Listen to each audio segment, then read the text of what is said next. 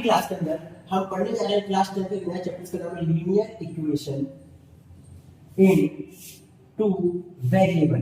देखो इस चैप्टर को आप लोग किसी भी तरीके से मार्क्स के लिए मत पढ़ना, क्योंकि ये ऐसा वाला चैप्टर है अगर आपने अभी सीखा है ये क्लास 11 में भी काम आएगा, क्लास 12 में भी काम आएगा, और तब तक काम आएगा कि जब तक आपके पास मैथ रहेगी या फिर छोटी मोटी इक्वेशंस आपको सॉल्व करने के लिए आती रहेगी, तब तक ये चैप्टर आपके लिए काम आते ही रहेगा।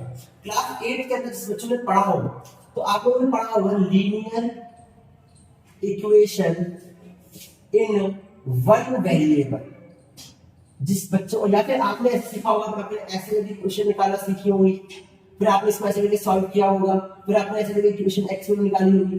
तो असल में हम पहले समझिए कि लीनियर इक्वेशन का मतलब क्या होता है और फिर वेरिएबल का मतलब क्या होता है। ठीक है, इस बार समझिए कि एक होता है कांस्टेंट और एक होता है वेरिएबल। कांस्टेंट क्या होता है? होता है 1 2 3 4 5 6, ये सब क्या होता है हमारे पास कांस्टेंट। वेरिएबल क्या होता है? A B C D E, और ये सब क्या होता है हमारे पास? वेरिएबल। अब इस चैप्टर में एक चीज और क्या लिखा हुआ है यहाँ पे? Linear equation. तो लीनियर इक्वेशन का मतलब क्या होता है हमारा? Linear equation. तो लीनियर इक्वेशन का मतलब होता है जहां पर जितने भी वेरिएबल होंगे, उनकी मैक्सिमम पावर कितनी होगी? 1 होगी। जितने भी वेरिएबल होंगे उनकी मैक्सिमम पावर कितनी होगी? हमेशा 1 होगी। जैसे एग्जांपल में मैंने लिखा क्या? 2x + 4 = 0। तो यहाँ पे वेरिएबल क्या है? वेरिएबल हमारे पास x है, 4 हमारे पास कांस्टेंट है। तो यहाँ पे वेरिएबल की पावर मैक्सिमम पावर कितनी है? 1 है। तो इस इक्वेशन को हम क्या करेंगे? जैसे लीनियर इक्वेशन। अब मान लो मैंने एक और एग्जांपल दिया, मैंने 3x + 4y = 0। तो यहाँ पे लीनियर इक्वेशन से हम क्यों है? तो यहाँ पर वेरिएबल की मैक्सिमम पावर कितनी है? 1 है। अच्छा मैंने लिख दी 3x² + 4y = 3 = 0। तो मुझे क्या लीनियर इक्वेशन होगी? लीनियर इक्वेशन नहीं होगी। ऐसा क्यों? कि यहाँ पर वेरिएबल की मैक्सिमम पावर कितनी है हमारे पास? तो इसकी मैक्सिमम पावर हमारे पास 2 है, इसलिए इसकी ये लीनियर इक्वेशन नहीं। तो फिर ये क्या है? इसके लिए आपको समझना पड़ेगा टाइप ऑफ लीनियर इक्वेशन। तो कैसे? Types of equation. Types of equation. तो पहली टाइप इक्वेशन पहला क्या है हमारे पास? Linear equation. पहला क्या है हमारे पास? Linear equation. तो लीनियर इक्वेशन क्या होती है हमारी? जिसकी मैक्सिमम पावर क्या होती है हमारे पास? 1। जैसे मान मैंने क्या कहा? 2x + 4 = 0। मैंने कहा 3x - 3 = 0। मैंने कहा मान लो मैंने 4x - 4y = 0। तो यहाँ पे क्या लिखा है?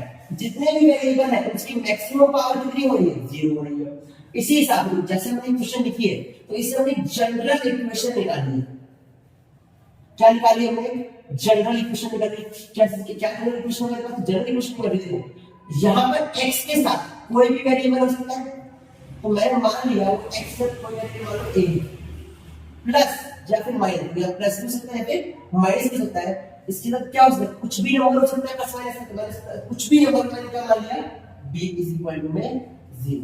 तो ये क्या है हमारे पास? ये लीनियर इक्वेशन की जनरल इक्वेशन है। ये सब चीजें तो आपको बता रहा हूं, कि नॉलेज की जरूरत है। आपकी इस क्लास 10 में कहीं भी काम आने वाला नहीं है, लेकिन आपको पता होना चाहिए कि लीनियर इक्वेशन क्या होती है, उसकी जनरल इक्वेशन क्या होती है, इसको लिखते कैसे हैं। तो ये सब चीजें क्लास में आपको काम आने वाली है। अच्छा उसके अगली चीज क्या है हमारे पास?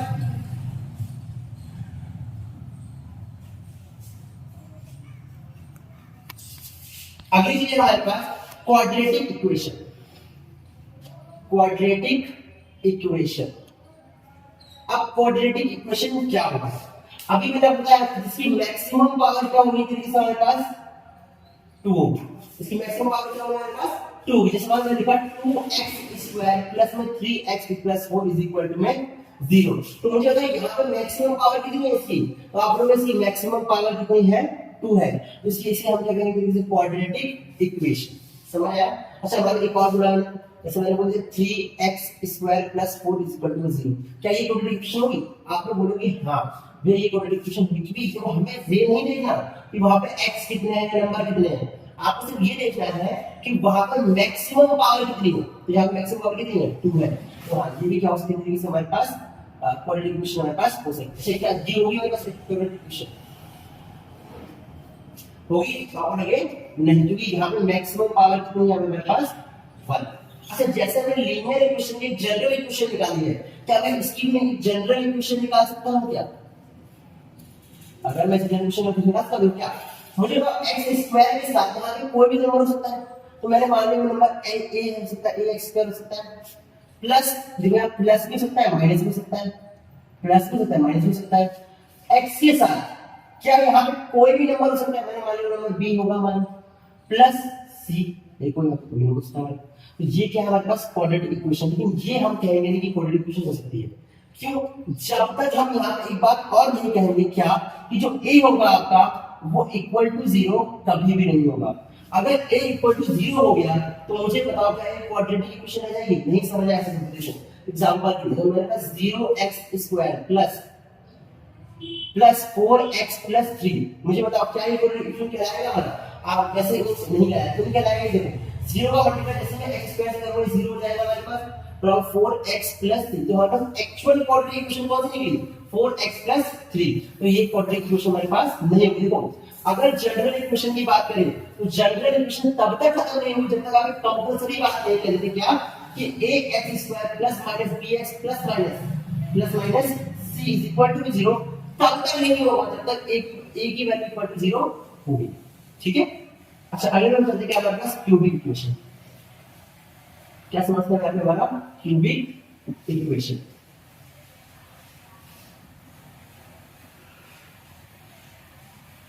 अच्छा क्यूबिक इक्वेशन क्या होगा? तो सिंपल बात है, लीनियर का मतलब पावर 1 होगी, मतलब पावर 2 होगी, और क्यूबिक का मतलब क्या होगा? इसकी मैक्सिमम पावर कितनी होगी हमारे पास?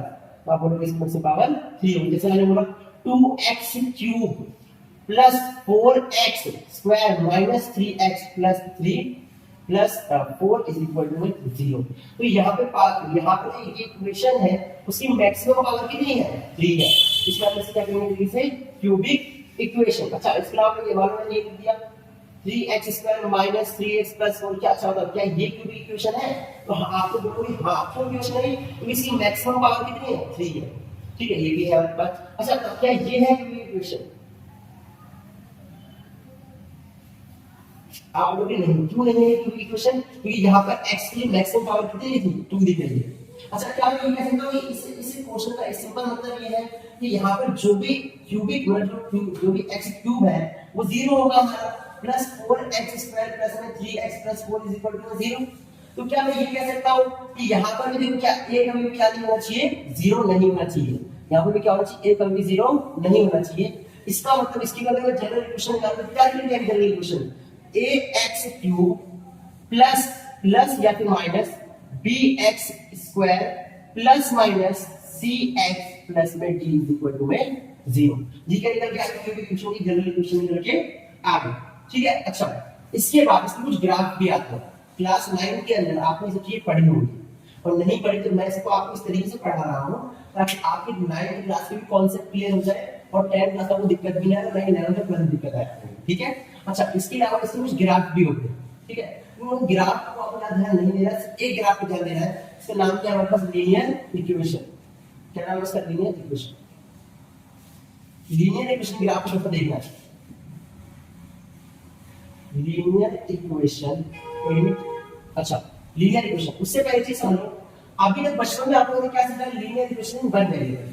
तो वन वेरिएबल का मतलब ये होता है कि जो इक्वेशन होगी उसमें मैक्सिमम वेरिएबल कितने हो सकते हैं हमारे पास? एक हो सकता है। अगर इसे मैं सॉल्व करना चाहता हूं तो यहाँ पर मैक्सिमम x की वैल्यू क्या आ सकती है? आप लोग बोलोगे भैया 2 आ सकती है, -2 आ सकती है। तो क्या मैं ये कह सकता हूँ यहाँ इस इक्वेशन को सॉल्व करने पर मैक्सिमम टू मैक्सिमम मुझे आंसर कितने मिल सकते हैं? तो मैक्सिमम टू मैक्सिमम मुझे आंसर मिल सकते हैं कितने हमारे पास? सिर्फ एक आंसर मिल सकता है। क्या समझते हैं? एक आंसर। जैसे हमारा एक और क्वेश्चन दिया है -3x प्लस में 6 बराबर 0। अगर मैं इसे सॉल्व करूं तो क्या आंसर आएगा? 2 आएगा। तो यहाँ पर x के मैक्सिमम कितनी हो सकती है? सिर्फ एक हो सकती है। हमारे पास एक हो सकती है। तो जहां पर सिर्फ और सिर्फ एक वेरिएबल होता है, लीनियर इक्वेशन वन वेरिएबल का क्या होता है? जहां पर सिर्फ क्या होता है?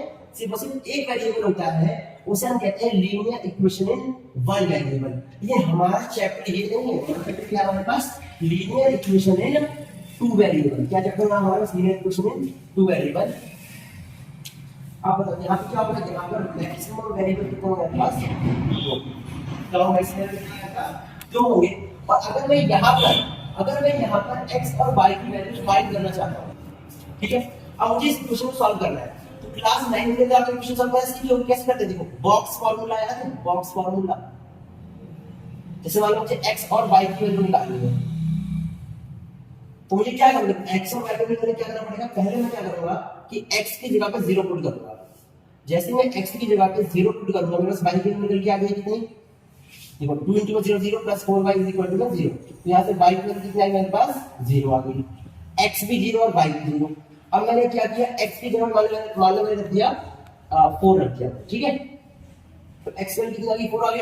अब 2 × 4 प्लस में 4y = में 0। 2 × 4 4 2 आएगी, प्लस में 4y = में 0। अब ये 8 बाहर क्या हो जाएगा, माइनस का हो जाएगा। और y को क्या निकल कितनी आएगी हमारे पास, -2 निकल के आ जाएगी, ठीक है। अच्छा एक और वैल्यू पुट करके देखो, मान लो मैंने यहाँ रख दिया x की वैल्यू मैंने रखी मान लो 6 रख दी, ठीक है। अब मैं यहाँ पुट करता हूँ 2 × 6 प्लस में 4y = में 0। 2 × 6 का 12 प्लस 4y = में 0। 12 हमारे क्या हो जाएगा, माइनस का हो जाएगा। और y को यहाँ पे क्या आ जाएगी, -3 आ जाएगी। 6 और -3, ठीक है। ये क्या है बॉक्स फॉर्मूला। अच्छा मुझे बताओ क्या ऐसे ही करते करते मैं x और y की बहुत सारी वैल्यूज निकाल सकता क्या, x और y की बहुत सारी वैल्यूज निकाल सकता हूं। तो मैं ये कह सकता हूं कि इस इक्वेशन को सॉल्व करने के लिए मेरे पास इनफाइनाइट सॉल्यूशन होंगे। क्या होंगे मेरे पास, इनफाइनाइट सॉल्यूशन होंगे। चलो अब एक और क्वेश्चन ट्राई करके देखिएगा, अभी समझ नहीं आया होगा। मैंने दिया 3x + -4y = में या x = में 12, ठीक है। अब मुझे ये बताना है x और y की नंबर ऑफ सॉल्यूशन चाहिए, मतलब क्या ये आंसर चाहिए, ठीक है। अब पहले मैं करूंगा यहाँ पर पहले x की वैल्यू 0 कर दूंगा। तो जैसे मैं x की 0 करूंगा 3 × 0 -12 4 से 12, 3 × 0 क्या हो जाएगा 0 -4y = में 12 -4y = में 12। यहाँ से इसको y की वैल्यू निकल गई -12 में 4। तो y की वैल्यू कितनी आ गई, -3 आ गई। तो x में इसमें 0 पुट करी तो y की वैल्यू कितनी आ गई, -3 आ गई। सेम देखो अब मैं x की वैल्यू पुट कर रहा हूं, मैं स्टेप कर लो मैं 1 पुट कर रहा हूं, ठीक है। अब मैं जैसे x की वैल्यू पुट करूं 3 × 1 -4 = 0 बराबर 12। 3 × 1 = 3 -4y = में 12। ये 3 माइनस में क्या हो जाएगा, माइनस। तो 12 में से 3 गया कितना बचेगा हमारे पास, 9। अब मुझे यहाँ से क्या करना है, 5 की वैल्यू निकालनी है 9/4। अब मैं इसे जब काटूंगा तो आंसर कितना आएगा, आंसर कुछ आएगा 2.8 समथिंग कुछ आएगा, ठीक है। आंसर देखो पॉइंट पे भी आ सकता है। अच्छा अगले देखो, अब मैं x की वैल्यू मान लो मैं छोड़ x में डाल देता है। अब मैं y की वैल्यू पुट करके देखता हूं, मैंने y की वैल्यू पुट करी 0, मैंने y की वैल्यू पुट करी देखी 0। अगर मैं y की वैल्यू 0 पुट करता हूं 3x - 4 × 0 बराबर में 12। तो 3x बराबर क्या जाएगा 12। तो यहां से x की वैल्यू कितना जाएगा मेरे पास 4। तो जब मैंने y की वैल्यू 0 पुट करी मेरे पास x की वैल्यू कितनी आ गई 4 आ गई। सेम ऐसे देखो जब मैंने x की वैल्यू 1 पुट की थी तो मेरे पास y की वैल्यू कितनी आ गई थी -2.8 है, ठीक है। इसी तरीके से क्या मैं बताऊं, मैं क्या यहां पे x की वैल्यू 2 पुट कर सकता हूं, 3 पुट कर सकता हूं, 4 पुट कर सकता हूं, 5 पुट कर सकता हूं। तो जैसे जैसे मैं x और y की वैल्यू पुट करता चला जाऊंगा वैसे वैसे करते मेरे पास और नए आंसर आते रहेंगे। तो क्या मैं कह सकता हूं कि इस पर्टिकुलर इक्वेशन में कितने नंबर ऑफ सॉल्यूशन होंगे, अगर मैं नंबर ऑफ सॉल्यूशन की बात करूं तो कितने होंगे, इनफाइनाइट होंगे। कितने होंगे आपके पास, इनफाइनाइट होंगे, ठीक है। अच्छा अगली चीज, अब मैं कर रहा हूं, मुझे इस चीज को ग्राफ प्लॉट करना है, मुझे क्या करना है इसका ग्राफ बनाना है।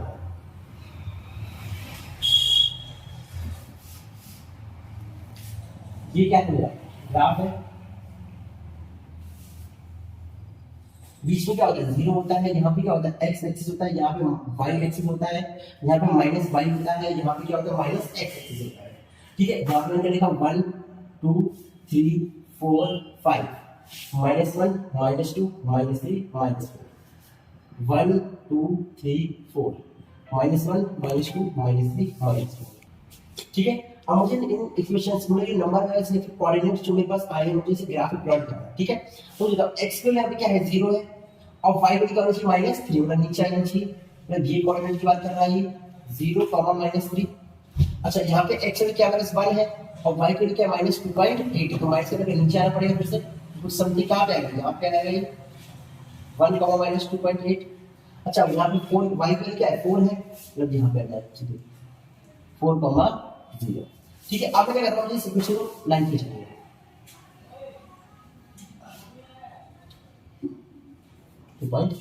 देखो क्या दिख रहा होगा कि सीधी लाइन दिख रही है, वैसे सीधा इसलिए दिख रही है कि मैंने प्रॉपर ग्राफ नहीं बनाया है।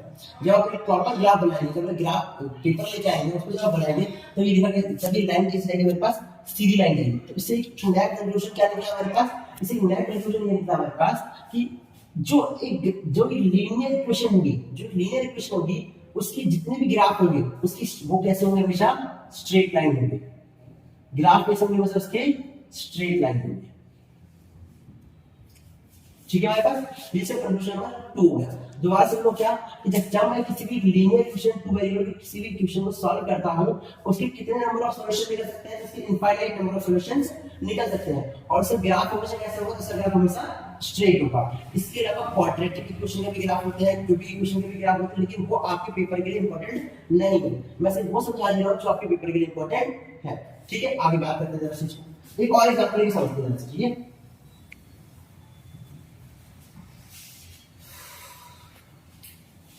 मान लो दिया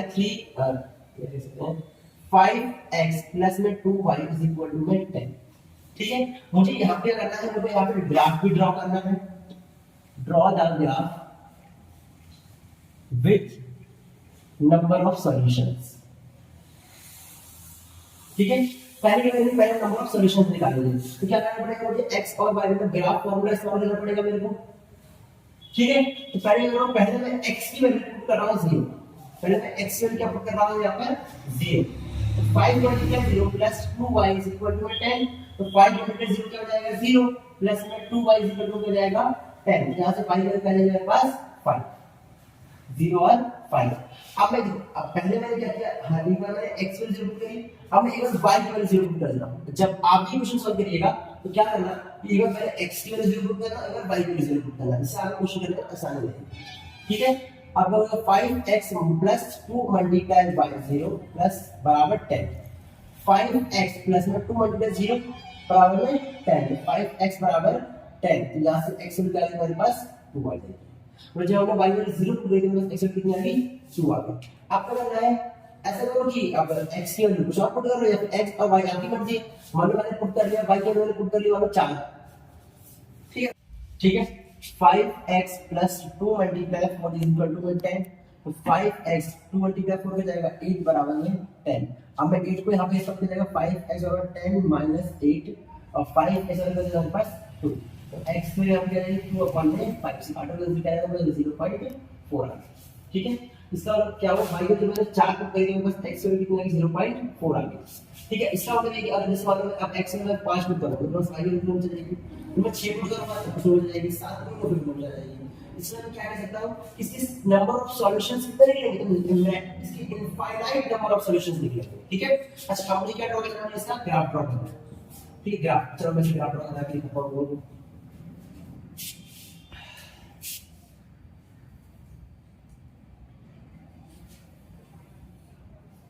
बीच में क्या आएगा 0, फिर क्या आएगा 1, फिर क्या आएगा 2, फिर क्या आएगा 3, फिर क्या आएगा 4, फिर क्या आएगा 5। इसमें मैंने कह दिया x एक्सिस -1 -2 -3 -3 5 -1 -2 -3 -4 -5 एक्सिस 1 2 3 4 5 और ये हमारे पास y एक्सिस। ठीक है, x की वैल्यू क्या है हमारे पास 0, तो y की वैल्यू क्या रहेगी हमारे पास 5, तो यहाँ कुछ आ जाएगा। x वैल्यू क्या है हमारे पास 2, तो y वैल्यू क्या रहेगा ऑलरेडी पे रहेगा हमारे पास। अच्छा x वैल्यू क्या है हमारे पास 0.4, तो 0.4 कहां पे होगा हमारा, कुछ समथिंग यहां पे, कुछ समथिंग यहां पे होगा हमारा। यहां पे वैल्यू क्या है हमारे पास 0, तो मैं कहता हूं यहां पे आ जाएगा। ठीक है, और जब इनको आपस में जोड़ूंगा तो क्या बनेगा, हमें स्ट्रेट लाइन बन रही है। तो पिछले क्वेश्चन में क्या बना, स्ट्रेट लाइन बन रही थी और इस क्वेश्चन में क्या बन रही है, स्ट्रेट लाइन बन रही है।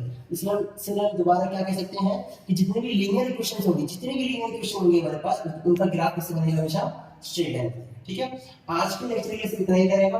आप लोग अच्छे से इस चीज को रिवाइज कर लीजिएगा ताकि नेक्स्ट टास्क से हम अपने मैक्सिमम टू मैक्सिमम चीज करने की कोशिश करेंगे। ठीक है।